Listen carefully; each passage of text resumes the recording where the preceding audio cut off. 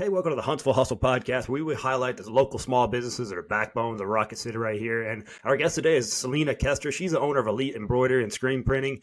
And I'm excited to learn more about her and her business. So, Selena, welcome to the show. Thank you. Thanks for having me. Excited to be here. Hey, if you ever see her name, that's how you pronounce it, by the way, Koester. If you see her out in the world, it's Koester. Just putting that out there if anyone ever needs to know. It's a very valuable lesson to know. So, just taking it back, how did you wind up as the owner of Elite Embroidery and Screen Printing? Well, I actually started out as a high school English teacher. I taught for 8 years and I had our second son on the way and came home for a little bit to have him and take a break. Fully intended to go back.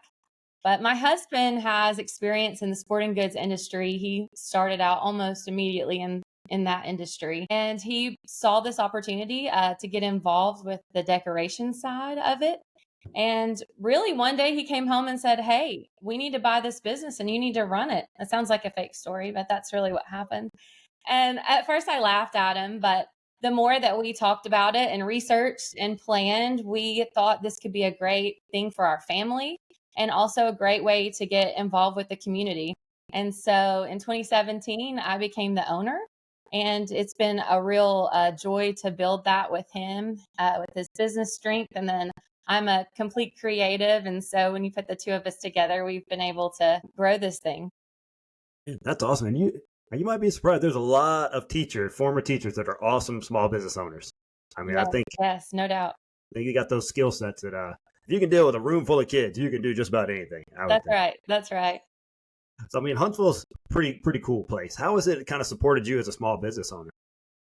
The small business community has been great to us. Obviously, we've had a lot of word of mouth and recommendations, which are good as gold as we've been starting and growing our business. One thing that I think has been valuable in those relationships we've built is asking for feedback from other small business owners. Sometimes you get feedback from a disgruntled customer, but I feel like the word of a small business owner who knows how much time and energy and effort you put into it, when you say, "How is your order?" or "How is the process? What could we improve?" And they actually are able to give you some steps or some suggestions or some advice. I've taken those in, and that has been an awesome resource and just awesome advice and recommendations based on what they've been through and where they might see we could go. And I haven't even seen that. So that's been wonderful. And one of the best ways I do think we've been pulled in here is with work with nonprofits. We've had small business owners call and say, like Chris Gothard called and said, "Hey, we're going to give X amount of money to help keep these members of our community warm. Will you match it? And then let's post a challenge online." And in that way, we've supported each other and supported the community. Or another restaurant reached out and said, "Hey, let's do a fundraiser for Next Step Farms, a local farm that supports special needs adults." And so in that way, we've been able to build a network and support each other and support the community. It's been great. That's how it should work, right? Small business That's owners right. lifting each other up. That's what this podcast is all about. So that's why I wanted to have you on here. And you were recommended by my awesome partner, Amy McWilliams Marketing, which Yes. she is Wonderful. along those lines of helping folks out all the time. So That's right. That's I'm always right. curious how you would handle this. So I'm a company. I'm looking to order some products and stuff for my business, but I'm looking online. I'm looking at these online companies, seeing all their screen printing, embroidery. How do you convince me that I don't need to do that? I need to use you guys. Well, I could show you some horror stories that our customers have sent us a picture of a shirt that a customer described as Barbie sized, or one where the logo fell off the first time it went through the wash. But I would say to that with us, your order is very personal. We care a lot about the product and we take pride in what we do. We want you to be proud of it also. And so we're here from your idea to reality. Hopefully, you can hold something tangible that reflects what you have in your head. And we really love doing that for our customers. We're also very deadline driven. I think when you deal with companies online, some of them that you're not familiar with, you're just an order number and they don't really care about your event or your business, what your business has going on, or your school team. But we do, and we love seeing our work in the community. Going out to get ice cream the other night, we saw a group of girls wearing some shirts we had just printed, or turning on the TV, my son yelled and said, "Mom, look," on ESPN. The whole crowd was wearing these t-shirts. It was a red out. So we do take pride in that. You're more than just an order number. We really do care about all of the details from the beginning to the very end. And if there's a problem, guess what? You speak to a human being that is in your That's community right. that That's you can right. solve it. So Problems do arise, but it's a lot easier to fix it with a real human. and get you a quality product. Don't give your client stuff that's terrible. They're never going to wear it. It's never going to be out in the community. It's not going to do what it's supposed to do if it's That's not good right. high products. Talk to someone who made that mistake when they first started out. I did that, and I got some Barbie size stuff too back in the day. I was like, oh no, no wonder it's so cheap. So That's right. you live and you learn, right? So Right. so I know you have customers because I've also done this. I've come in and I know I need something, but I can't tell you a concrete design. How do you help people walk through that process? Well, we love collaboration in instances like these. Some people know a little bit, some people know a lot, and some people have no idea. So we try to get a feel for what vibe they're going for, or if there's a message they want to portray, if there are any colors they love or hate, or any specific wording they want. And from there, we send it to our design team. We have 5 in house graphic artists, and each one of them has his or her own strengths. We have one who loves artsy designs. We have one who's great with sporty designs. There is one who is great with branding guides with colleges, universities, businesses, really clean designs. And so we try to team the customer up with the graphic artist that's probably going to be able to nail what they want on the first go around. And so we send a realistic proof to the customer, and they're able to decline it and make some comments, and we can make some changes or approve it. But most of the time, we can get them something that they like pretty quickly. That's cool. You have kind of specialists within the in the house right there. We do. We didn't really plan it that way, but just naturally personalities gravitate toward certain types of art, and their different backgrounds take them different ways.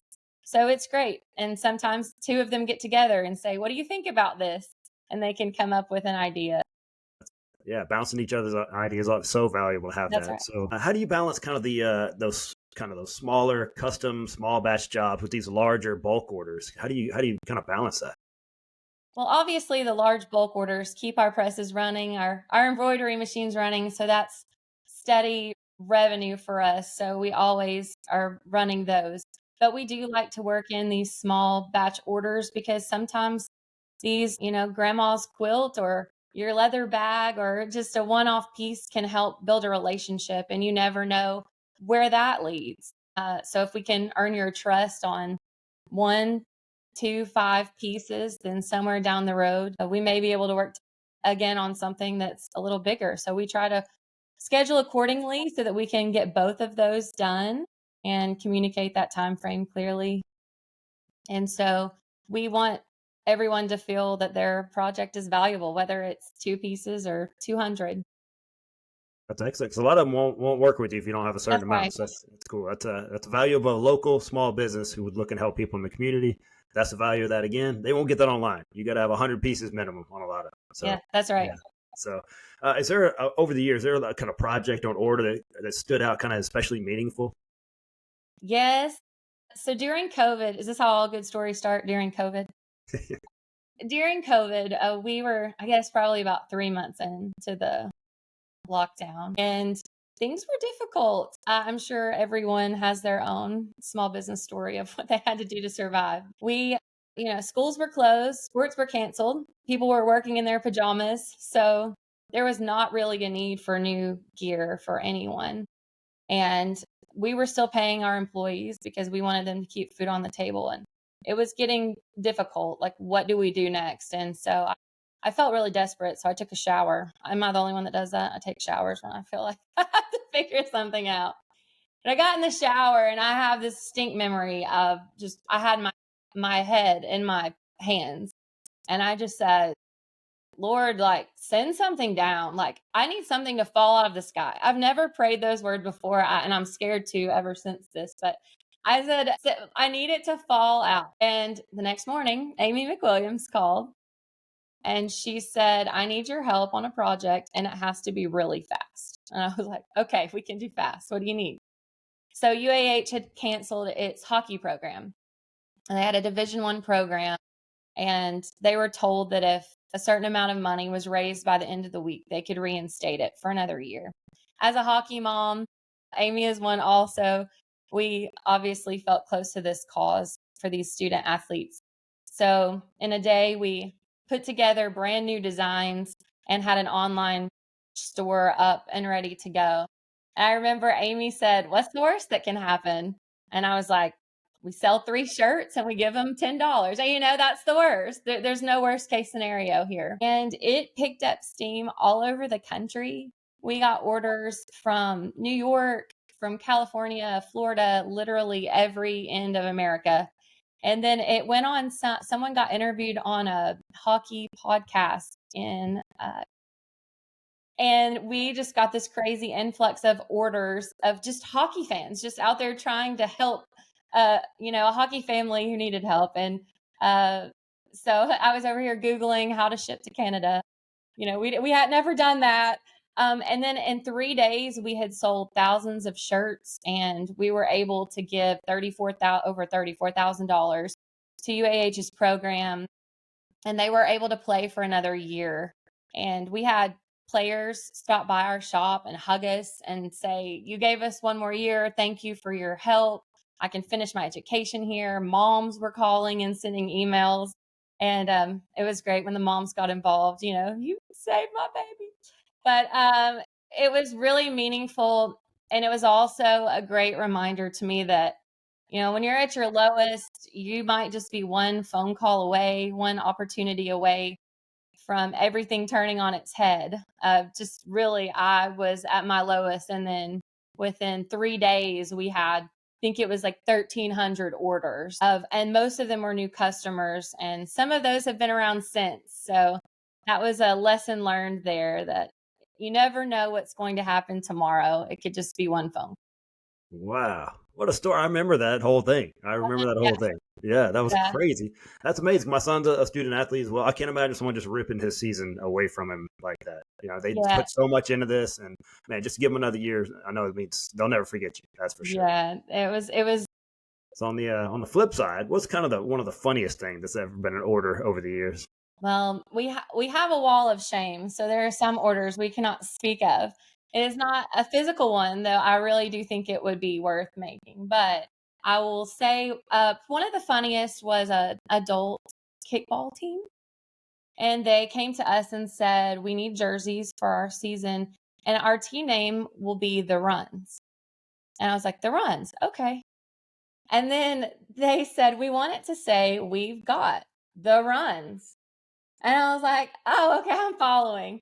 And so the design actually ended up with a tail sweep, the part on a baseball jersey that becomes an underline. And that was a roll of toilet paper. And on the back, they decided to forego individual numbers, and everyone was number 2.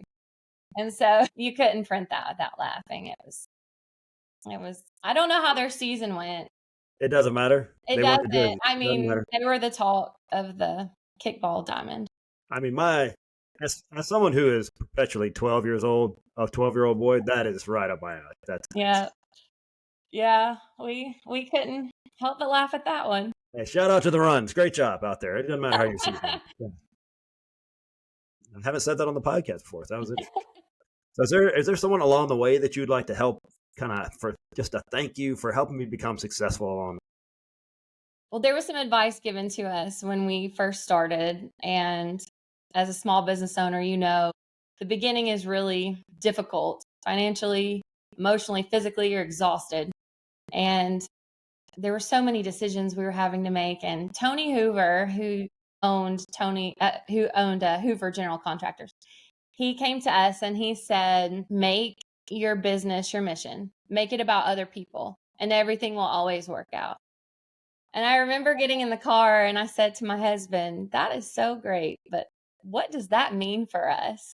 And I think it took several years to kind of settle in and figure out how that was going to work for us. One way that we have really taken that advice, and I think it's helped us be successful, is in partnering with a nonprofit called Project Rescue. And it is a faith-centered recovery program for men. It's much like His Way here in town. And we have employed some individuals who are trying to get their feet back on the ground. We just decided this is going to be a place of second chances. And like all employees, some are good fits and some aren't. but it's allowed some men to have a shot at getting back into society where they might not have been hired just based on their paper resume or their past.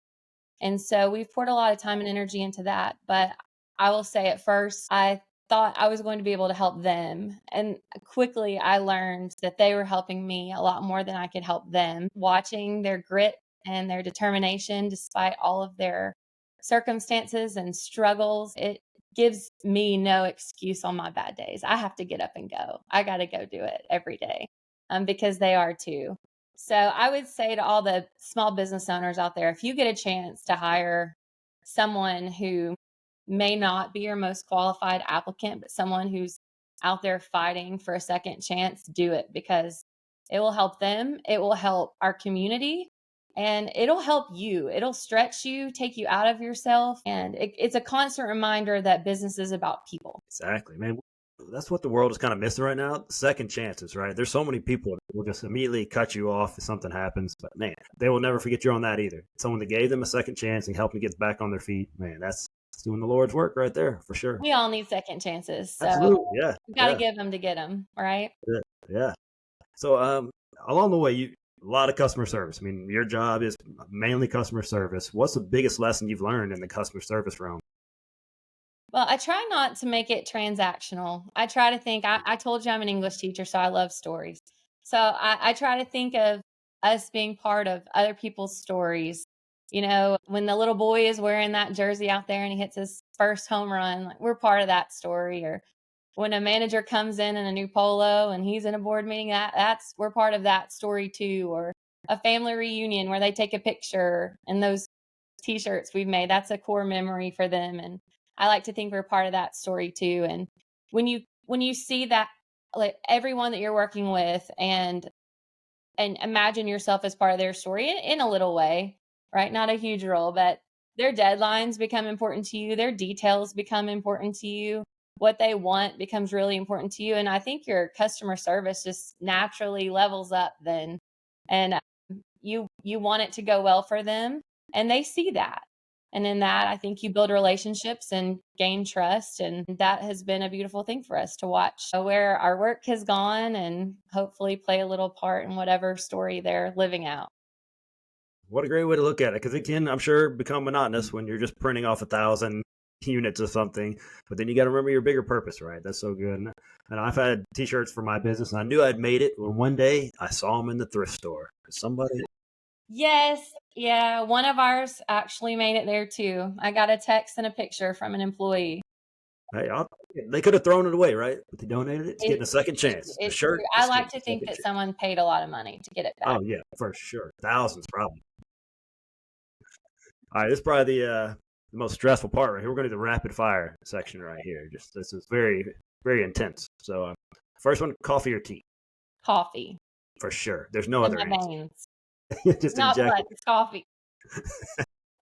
What's your favorite Huntsville restaurant? Phil Sandoval's. For sure. I love Mexican. But yeah. I do have to say this. Mobe Beignet went in across the street from us at work, and that is really dangerous and delicious. Oh, yeah, man. I got to get out there. I haven't been out there yet, but I've heard nothing but good things. Beignets across the street is just too much to handle. That's tough right there. What's your favorite movie? Dumb and Dumber. I have to laugh. Life is so serious. I just gotta laugh. Did we just become best friends? I love that movie. If it's still, I told you I'm 12 years old. So I hate to admit it, but that's where I am. As a highbrow English teacher, I love it that's your favorite. All right, what's the best-selling item you guys produce? Probably some kind of buttery soft t-shirt. A Bella Canvas tri-blend or Next Level tri-blend. That's everyone wants those soft ones that you pull out of your drawer and put on when you want to be comfortable. If you don't have them yet, you got to start. Once you go tri-blend, you never go back. Never go back to straight cotton. You got to. I'm a Next Level guy. I'm just putting that out there. But I'm wearing right now. I've done some Bella Canvas, also very good. But hey, once you go those, man, you will never get any of those boxy cotton shirts. You don't want those anymore. That's you need right. the good stuff. Get the good stuff. So that's right. What's one word that describes your business journey so far? I would have to say adventure. Every day is something brand new, a new challenge, a new success. There is no telling what is going to happen. So feel like I just have to pack a snack and water and don't know what I'm marching into. It is a great adventure. It's been fun. Hey, not a dull moment, right? That's it. No, The life never. of a small business owner. It's a roller coaster for sure. If you don't That's have a right. business, it's way up and way down. Every now and then you get to kind of even out. Man, it's an adventure for sure. That's a great answer. So That's right. I know people are saying, "Hey, I need some buttery soft T-shirts and some maybe my kickball team for needs those." So how do they get in touch with you? How do they work with you? All that good stuff. Yeah. Well, we are on Facebook and Instagram, Elite Embroidery and Screen Print. And you could visit our website, www.elitehsb.com. Or you can stop if you want to talk to humans. We have humans on Jeff Road. We're right in front of the community center. So you're welcome to stop in 9 to 5 or give us a call. And one of our customer support specialists will be there to help you. So you can find us pretty much anywhere on the internet there. There you go. Yeah, look them up. We'll put all that in show notes. So you can click on things if you Absolutely. enjoy just clicking on things. But We'll before we keep go, you off what's the washing. yeah, that's it. So we got one way before we go is what's one specific way our podcast community can support your business? That's a great question. I think that following us on social media, liking us, giving us a recommendation, a word of mouth to someone who's looking for teas. Hey, I heard about this place, Elite. They're over there off Jeff Road. That is so helpful in our community to let people see what we're up to over there. Absolutely. Y'all go out there, go in the show notes. If you can't find them, just click on things, like their page, follow, see what they're doing. They're out there not just making T-shirts, they're making memories for people. They're supporting your community. It's our community. They're supporting your community just like you do. So thanks for what you're doing out there. I love that you're big. Your mission is bigger than just a business right there. Very cool. Absolutely. Thank you so much for having me. Absolutely. And if you're listening right now, please share Selena's story and her business that she may need to meet someone that you know and vice versa. So share this episode, keep listening. We'll see you guys next week on the Huntsville Hustle Podcast.